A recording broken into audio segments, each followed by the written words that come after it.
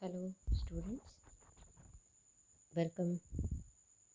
आज हम मेरिस्टेम, जो कि बीएससी सेकेंड ईयर के पेपर थर्ड में का टॉपिक है, मेरिस्टेम यानी कि विभज्योतक एवं उसके प्रकार, उसके बारे में अध्ययन करेंगे। मैं doctor Usha Pillai, associate professor, SCRS government college Sawai Madhopur. संवहनी पौधों यानी कि वैस्कुलर प्लांट्स के शरीर में दो प्रकार के उत्तक पाए जाते हैं। पहला स्थायी उत्तक परमानेंट टिश्यू, दूसरा विभज्योतक यानी कि मेरिस्टेम। मेरिस्टेम या विभज्योतक शब्द को सबसे पहले इंट्रोड्यूस किया नागेली ने 1858 में। वे उन कोशिकाओं को जिनमें विभाजन की क्षमता थी, उन कोशिकाओं के लिए ये शब्द मेरिस्टेम शब्द का प्रयोग किया गया। मेरिस्टेम शब्द जो है, इसकी उत्पत्ति एक ग्रीक भाषा के एक शब्द मेरिस्टोस मीन्स टू डिवाइड, यानी कि मेरिस्टोस जिसका अर्थ होता है विभाजित होना। तो मेरिस्टेम शब्द की उत्पत्ति मेरिस्टोस से हुई है। मेरिस्टेम जो है यानी कि विभज्योतक विशेष प्रकार की कोशिकाओं का समूह होता है जिनमें सक्रिय रूप से विभाजित एवं पुनर्विभाजित होने की क्षमता होती है तथा जो पौधों की वृद्धि में महत्वपूर्ण योगदान देती है। ऐसी कोशिकाओं को विभज्योतक कहते हैं। पादप की जितने भी प्राथमिक उत्तक हैं, जितने भी प्राइमरी टिश्यूज़ हैं, उनकी उत्पत्ति मेरिस्टेम से होती है। मेरिस्टेम जो सबसे पहले जो होता है वह भ्रूणीय मूल और प्ररोह में इसका अपीयरेंस होता है। विभज्योतक क्षेत्र में पाए जाने वाली कोशिकाएं मेरिस्टेमेटिक सेल्स। इन विभज्योतक की उत्तक के कुछ मुख्य लक्षण, कुछ कैरेक्टरिस्टिक फीचर्स होते हैं जो इस प्रकार हैं। इन कोशिकाओं में की जो कोशिका भित्ति होती है वह पतली होती है और इन कोशिकाओं का जीव द्रव्य होता है वह सघन होता है। दूसरा, इनमें पुनरावृत्ति समसूत्री विभाजन की क्षमता होती है, यानी कि सेल्स जो हैं वह सक्रिय रूप से विभाजित होते रहते हैं, एक्टिवली डिवाइडिंग सेल्स होते हैं। थर्ड, कोशिका में एक बड़ा स्पष्ट और सुगठित केंद्रक पाया जाता है, कॉन्स्पिक्यूअस न्यूक्लियस पाया जाता है। चौथा, कोशिकाओं की आकृति गोलाकार बहुभुजी होती है, लेकिन कोशिकाओं की जो साइज होती है वह छोटी होती है। पांचवा, कोशिकाओं के मध्य अंतराकोशिकीय अवकाश इंटरसेलुलर स्पेस नहीं पाए जाते हैं। सिक्स, इनमें वैक्यूल्स यानी कि रिक्तिकाओं का प्राय अभाव होता है। एंड सातवां, लास्टली, कोशिकाओं में कोशिकांग यानी कि सेल ऑर्गेनेलीज उपस्थित होते हैं, लेकिन क्लोरोप्लास्ट का अभाव होता है। ये जो कोशिकाएं हैं विभज्योतिक कोशिकाएं, ये उपापचय रूप से बहुत सक्रिय होती हैं, मेटाबॉलिकली बहुत एक्टिव होती हैं। तो जो मेरिस्टेम होता है इसके कई प्रकार हैं, तो इनका वर्गीकरण किया गया है। अब हम जितने भी प्रकार के मेरिस्टेम हैं उनके बारे में अध्ययन करेंगे।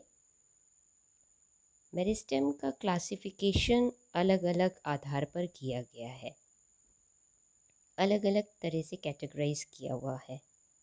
इसमें सबसे पहले क्लासिफिकेशन का आधार जो है, सबसे पहला हम पढ़ेंगे उत्पत्ति के आधार पर, यानी कि on the basis of origin. विभज्योतक की उत्पत्ति किस प्रकार होती है, उस आधार पर यह दो तरीके का होता है। प्राथमिक विभज्योतक प्राइमरी मेरिस्टेम एंड द्वितीयक विभज्योतक सेकेंडरी मेरिस्टेम। प्राथमिक विभज्योतक जो होता है वे विभज्योतक जो पौधे की शिशु अवस्था से ही पादप शरीर में विकसित होते हैं, यानी कि इनिशियल स्टेजेस में ही, प्राइमरी स्टेज में जब पादप की ग्रोथ होती है उस टाइम से ये उसमें पौधों में प्रेजेंट होते हैं और इनकी उत्पत्ति, इनका डेवलपमेंट, इनका परिवर्धन प्रोमेरिस्टेम की कोशिकाओं से होता है। प्राथमिक मेरिस्टेम से प्राथमिक स्थायी उत्तक, प्राइमरी परमानेंट टिश्यू जैसे बाह्य त्वचा, एपिडर्मिस, प्राथमिक जाइलम, प्राइमरी फ्लोएम इत्यादि बनते हैं। प्राइमरी मेरिस्टेम की कोशिकाएं जीवन पर्यंत सक्रिय एवं विभाजनशील रहती हैं। दूसरा प्रकार जो है ओरिजिन के आधार पर, उत्पत्ति के आधार पर, दूसरा प्रकार है सेकेंडरी मेरिस्टेम। ऐसे विभज्योतक कोशिकाएं जो प्रारंभ में पौधे के स्थायी उत्तक का भाग होती हैं, लेकिन जो बाद में सक्रिय विभाजन क्षमता प्रदर्शित करती हैं। मतलब ऐसे स्थायी उत्तक जो पादप शरीर में उपस्थित होते हैं वो पादप की या प्लांट की लाइफ में लेटर ऑन एक्टिव हो जाते हैं, यानी कि विभाजन की क्षमता दर्शाते हैं, यानी कि वो मेरिस्टेमेटिक हो जाते हैं। उन्हें सेकेंडरी मेरिस्टेम कहते हैं। जो परमानेंट टिश्यूज़ हैं वो विभाजन की क्षमता, विभाजन की कैपेसिटी डेवलप कर लेते हैं, उन्हें सेकेंडरी मेरिस्टेम कहते हैं। जैसे वैस्कुलर कैम्बियम, कॉर्क एधा, ये इसी तरह से पादपों में घाव हो जाता है तो घाव को बढ़ने के लिए जो कैम्बियम बनता है, जो घाव भरता है, ये द्वितीयक मेरिस्टेम के द्वारा होता है। विभज्योतक की स्थिति के आधार पर, यानी कि on the basis of position of meristem, यानी कि विभज्योतक किस स्थान पर उपस्थित है, उसकी स्थिति क्या है पादप में, उस आधार पर यह तीन प्रकार का होता है। अग्रस्थ विभज्योतक यानी कि एपिकल मेरिस्टेम, दूसरा अंतर्वेशी विभज्योतक यानी कि इंटरकैलरी मेरिस्टेम, और तीसरा पार्श्व विभज्योतक यानी कि लेटरल मेरिस्टेम। अग्रस्थ विभज्योतक यानी कि एपिकल मेरिस्टेम, यह तने के, शाखाओं के एवं जड़ों के अंतस्थ सिरों पर पाई जाती है, उनके टर्म टिप पर पाई जाती है। इनकी सक्रिय से पादप शरीर की आकृति में वृद्धि होती है, प्लांट की ग्रोथ इस वजह से होती है। जहाँ ये कोशिकाएं स्थित होती हैं उनको वृद्धि शीर्ष या वृद्धि बिंदु कहते हैं। दूसरा प्रकार जो है पोजीशन के आधार पर वह है अंतर्वेशी विभज्योतक यानी कि इंटरकैलरी मेरिस्टेम। यह पादप शरीर के मध्यस्थ भागों में या टिप से कुछ दूरी पर पाई जाती है, अंतस्थ सिरों से कुछ दूरी पर उपस्थित होती है। इनकी सक्रियता के कारण तनों की पर की लंबाई में या पत्रावरण की चौड़ाई में वृद्धि होती है। कुछ वनस्पति शास्त्रियों के अनुसार ये अग्रस्थ विभज्योतक का ही एक हिस्सा कहा जा सकता है, जो स्तंभ की लंबाई बढ़ने से तथा बीच में स्थायी उत्तकों के आने से पृथक हो गया है। जब तना वृद्धि कर रहा है तो उसका कुछ हिस्सा पीछे रह जाता है और यह इंटरकैलरी मेरिस्टेम बनाता है। ये कुछ बॉटनिस्ट का थ्योरी है। तीसरा प्रकार जो है वह है पार्श्व विभज्योतक यानी कि लेटरल मेरिस्टेम। यह पौधे की पार्श्व स्थिति में पाया जाता है, यानी कि लेटरल साइड्स में पाया जाता है, तथा इनकी सक्रियता के कारण पौधे के आयतन व मोटाई, विशेषकर तने के घेरे में बढ़ोतरी होती है।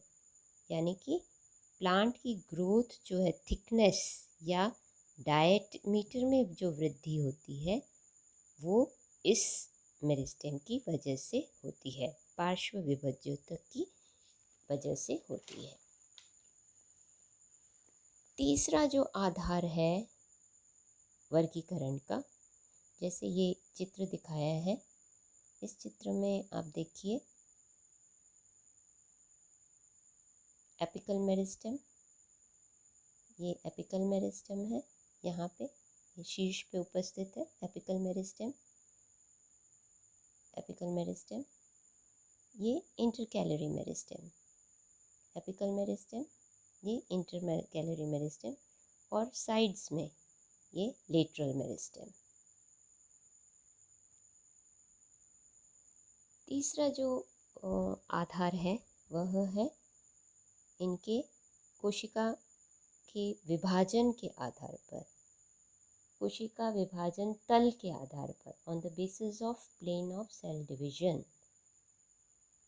इस आधार पर मेरिस्टेम जो होते हैं वह 3 प्रकार के होते हैं।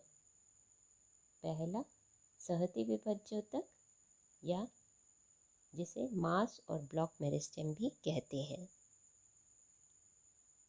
ये कोशिकाएं सभी तलों में, सभी प्लेन्स में विविध प्रकार से विभाजित हो सकती हैं, डिवाइड होती हैं। Cells divide in all plane. इनकी एक्टिविटी के कारण, इनकी सक्रियता के कारण पादप शरीर या अंगों के आयतन में बढ़ोतरी होती है, सरफेस एरिया में इंक्रीज होता है, जैसे भ्रूणपोष की वृद्धि, पित्त मज्जा का बनना। इसी कैटेगरी में दूसरा प्रकार जो है वह है पट्टिका विभज्योतक, प्लेट मेरिस्टेम। ये कोशिकाएं परिणतिक तथा अपनतिक रूप से 2 तलों में विभाजित होती है, यानी कि इस प्रकार के विभज्योतक की कोशिकाओं में एंटीक्लाइनल और पेरिक्लाइनल, अपनतिक और परिणतिक विभाजन दोनों होते हैं, तथा पट्टिका जैसी संरचना बनाते हैं। जैसे एग्जाम्पल बाह्य त्वचा एपिडर्मिस तथा पर्णफलक लैमिना का निर्माण इसी प्रकार के मेरिस्टेम से होता है। तीसरा प्रकार प्लेन ऑफ सेल डिवीजन में वह है रिब और फाइल मेरिस्टेम, या जिसे शिरा विभज्योतक कहते हैं। इन कोशिकाओं में अपनैक्तिक रूप से केवल एक ही तल में, अर्थात अनुप्रस्थ या लंबवत रूप से ही विभाजन होता है। Cells divide in only one plane.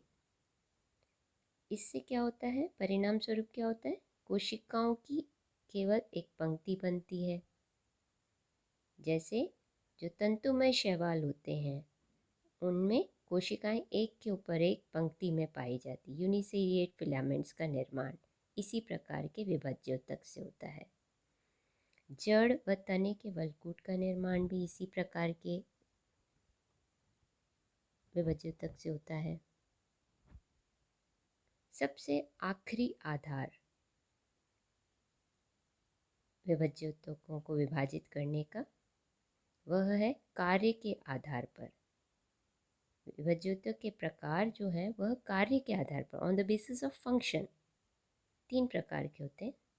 प्राक्त्वचा पहला, प्रोटोडर्म दूसरा, प्राक-एधा यानी कि प्रोकैम्बियम, एंड थर्ड भरण विभज्योतक यानी कि ग्राउंड मेरिस्टेम। प्राक्त्वचा ये एपिकल मेरिस्टेम की सबसे बाहरी एक कोशिकीय मोटाई की परत होती है। अग्रस्त विभज्योतक की सबसे एक कोशिकीय मोटाई की परत होती है, बाहरी सबसे आउटर मोस्ट लेयर होती है, तथा अपनत विभाजन द्वारा बाह्य त्वचा या डर्मल टिश्यू सिस्टम त्वचीय ऊतक तंत्र का निर्माण करती है।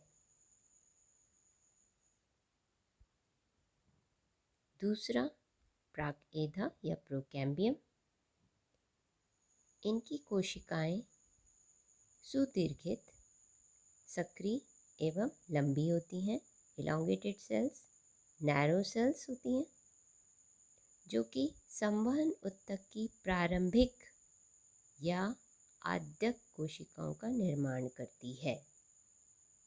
ये प्रोटोडर्म और ग्राउंड मेरिस्टेम के बीच में उपस्थित होती है, यानी कि प्राक त्वचा और भरण विभज्य ऊतक के मध्य स्थित होती है और प्रारंभिक या संवहन ऊतक तंत्र की प्रारंभिक या आद्यक कोशिकाओं का निर्माण करती है।